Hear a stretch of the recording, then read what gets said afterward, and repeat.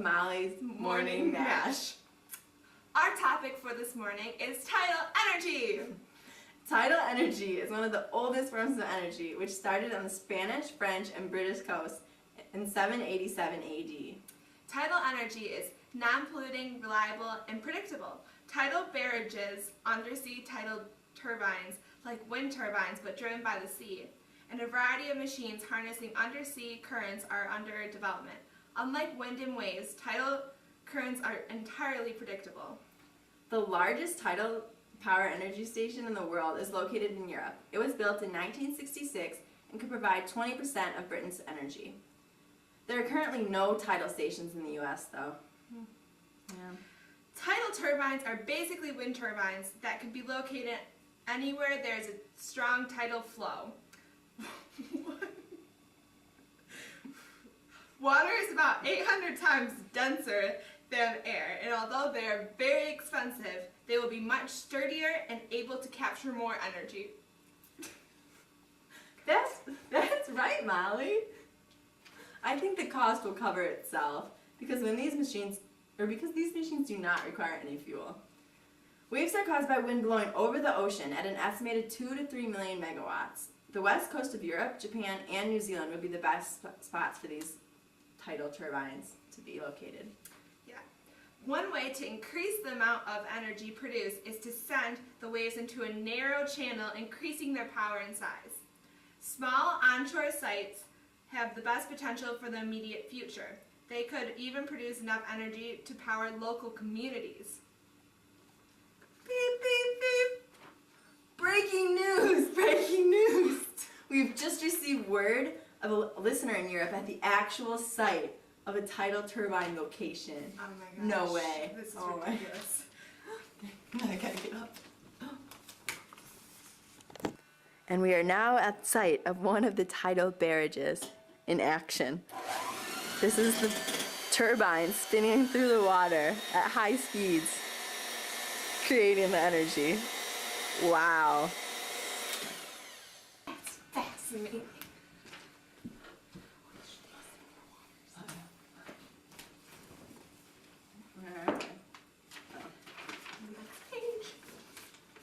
Wow, that's fascinating. Molly, could you explain exactly how that works? Of course. Water is trapped in the reservoir during high tide. As the tide shifts from high to low, there is a difference in the water pressure between that in the reservoir and the open water source. The difference between the water sources results in potential energy, which can be used when the contained water is released. Then, when the body of water is at low tide, the water in the reservoir is released through the special outlets that are usually equipped with turbines. The force of the rushing water would spin the turbines, which power the generators, which would produce the electricity. Although we must say tidal energy isn't all good. Really? What's wrong? Well, first of all, many of these tidal energy structures can be devastating to fish. Fish will attempt to swim through the turbines and be sucked through. Aw, poor fishies. We're going to show you what happens to the fishies that are sucked through. A little demonstration. Okay, this is an example of our ocean and the fishies swimming through the turbines. This is what can happen. They get chopped up.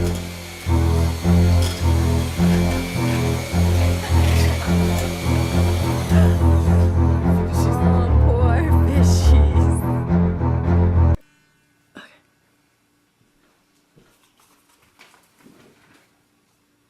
I've heard they've tried to make fish ladders, lifts, and escalators, but as you might have guessed, they haven't really caught on how to use them yet. No. I've also heard they have some bad effects on the environment. Yes. Building tidal barrages would also mean the buildup of waste products in these areas.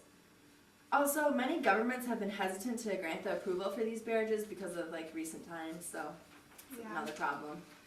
Did you also know that the construction of large tidal plants alters the flow of salt water, which changes the salinity and has negative effects on marine mammals? Also, because these stations can only generate power when the tide is flowing in or out, about 10 hours a day, It's very limited, and there are only about 40 sites in the world that would be possible options to have these tidal barrages at. Oh boy, tidal energy can't be all that bad. Something good must come out of this. You're right. Tidal energy actually does have many benefits for the environment. Tidal energy is a renewable source of electricity which does not result in the emission of gases responsible for global warming or acid rain associated with fossil fuel generated electricity. Use of tidal energy could also decrease the need for nuclear power with its associated radiation risks. Oh, how much would this cost to build?